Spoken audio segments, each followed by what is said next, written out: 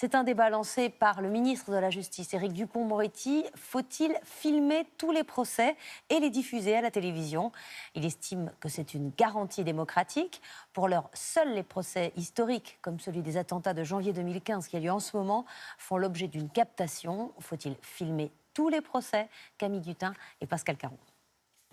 Verra-t-on un jour des caméras dans tous les tribunaux, comme c'est le cas actuellement pour le procès des attentats de 2015?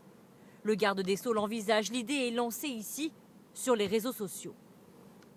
Moi, je souhaite que les audiences soient filmées et que les procès soient diffusés. Alors faut-il vraiment filmer les procès? Cet ancien haut magistrat défend la proposition. Cela pourrait devenir un nouvel outil pédagogique. Les Français ont une telle inculture judiciaire, et même les politiques, qu'en définitive, voir un procès dans son intégralité pourra constituer une très bienfaisante pédagogie.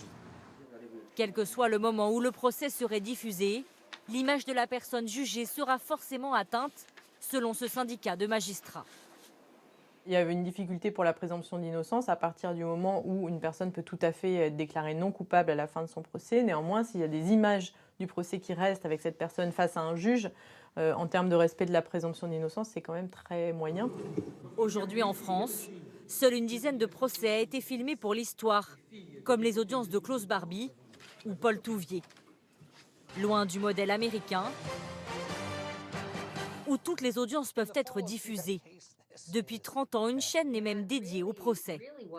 Les audiences de Court TV sont pas liées vraiment à la nécessité de comprendre le système judiciaire, mais plus à des Américains qui sont intéressés par les détails d'un crime, les détails d'un viol. Symbole de cette justice spectaculaire, l'affaire O.J. Simpson, avec pendant 9 mois des audiences records.